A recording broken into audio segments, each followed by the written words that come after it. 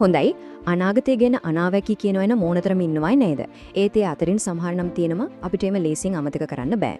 බාබා වංගා කියන්නේ අන්නේ වගේ නමක්.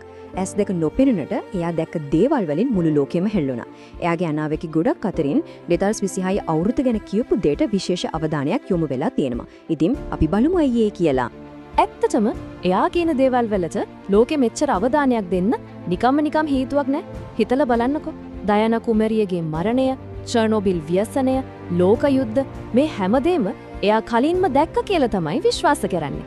ඉතින් මෙහෙම ට්‍රැක් රෙකෝඩ් එකක් තියෙද්දි එයා අනාගතය ගැන කියන දේ නිකම්ම අහක දාන්නත් බෑ නේද?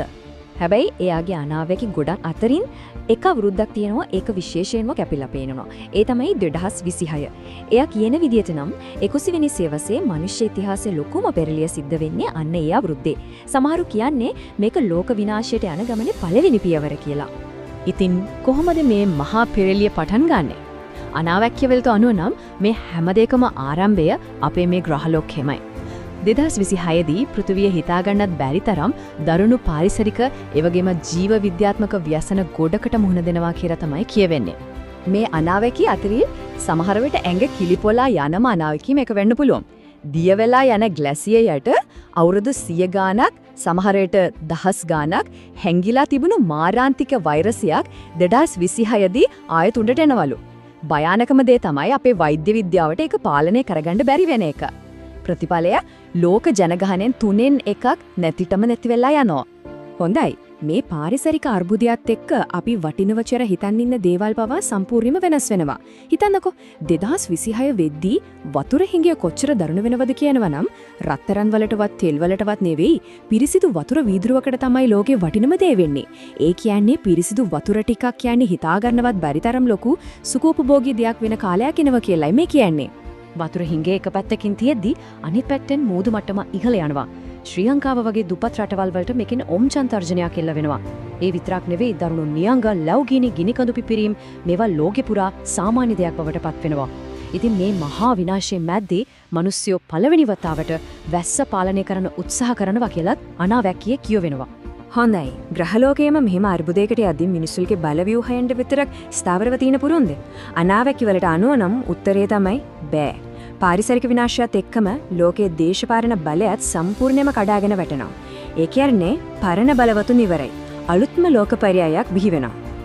මේ අලුත් ලෝකය මුලින්ම වෙනස් වෙන දේවල් වලින් එකක් තමයි සල්ලි. 2026 වෙද්දී අපි පාවිච්චි කරන මේ මුදල් නෝට්ටු, කාසි මේ හැමදේම අයින් වෙලා යනවා.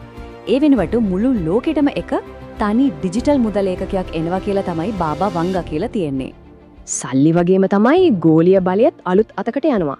අනාවැකිය හැටියට හිතාගන්න බැරි තරම් බලවත් රටකුයි පොඩි රාජ්‍යකුයි එකතු වෙලා තමයි අලුත් ලෝක බලවතුන් වෙන්නේ. මෙතනදී මත දෙකක් තියෙනවා. එක මතයක් තමයි ඒ රටවල් දෙක චීනය සහ රුසියාව කියන එක. ඒත් තවත් මතයකින් කියවෙන්නේ ඒ ඊශ්‍රායලය සහ ශ්‍රී ලංකාව කියලා. හැබැයි ඉතින් ප්‍රශ්නේ තියෙන්නේ ඇයි ශ්‍රී ලංකාව? හේතුව තමයි අපේ රටේ පිහිටීම. ඉන්දියන් සාගරයේ හරියටම මැග තියෙන නිසා පොඩි රටක් වුණත් මුළු කලාපයම පාලනය කරන්න පුරුවන් උපාය මාර්ගික බලයක් ලංකාවට තියෙනවා. අනාවැකියට ලංකාවේ නම සම්බන්ධ වෙන්න ප්‍රධානම හේතුවත් අන්නේ ඒකයි කියලා තමයි කියන්නේ. මේ ලෝක බලාරගලය මැද්දේ ලංකාවටම විශේෂ වුණු තවත් අනාවැකි දෙකක් තියෙනවා. පළවෙනි එක තමයි 2026 දී ලංකාවේ ප්‍රසිද්ධ රාජ්‍ය නායකයෙක් මිය යනවා කියන එක. දෙවෙනි එක අපි කලිනුත් කතා කරපු මුහුදු මට්ටම ඉහළ යාමෙන් වෙන බලපෑම. ඒත් මේ බලපෙරලි මේ වෙනස්කම් මේ හැම දෙයකම අවසානයේ ප්‍රතිඵලය තමයි හැම දෙයකම වඩා භයානක.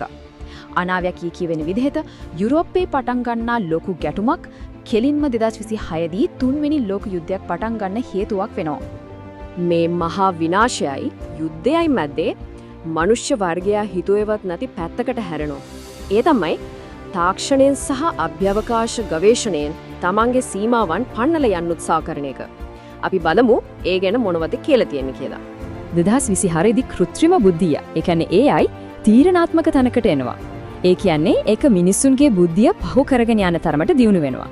සාමාන්‍ය මිනිස්සු හිතන විදිහක අභියෝග කරලා AI ඒක බුද්ධියෙන් ඉහළටම එනවා කියලායි අනාවැකිය තියෙන්නේ.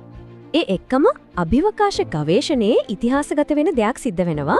ඒ තමයි අඟහරු ග්‍රහයා මත පළවෙනි මිනිස් ජනාවාසය හදන එක. මේ පෘථිවියේ තියෙන විනාශකාරී තත්ත්වය නිසාම අඟහරු මත අලුත් ශිෂ්ටාචාරයක් හදන හීනය ඇත්තක් වෙන්න පටන් ගන්නවා. ඉතින් මේ හැමදේම එකට එකතු කරලා බැලුවම පේනවා නේද? 2606 කියන්නේ නිකන් තවත් එක අවුරුද්දක් නෙමෙයි. ඒක මිනිස්ය ඉතිහාසයේ හැම දෙයක්ම උඩ යට මාරු කරන ලෝකයේ අලුතෙන්ම ගොඩනැගෙන යුගයකේ ආරම්භය. KTM කිව්වොත් තීරණාත්මකම කාරණේ මේකයි.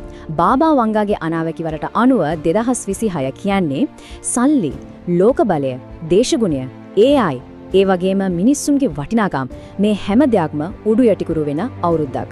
අපි මේ ගොඩනගාගෙන තියෙන ශිෂ්ටාචාරය හැම කුළුණක්ම හෙල්ලෙනවා.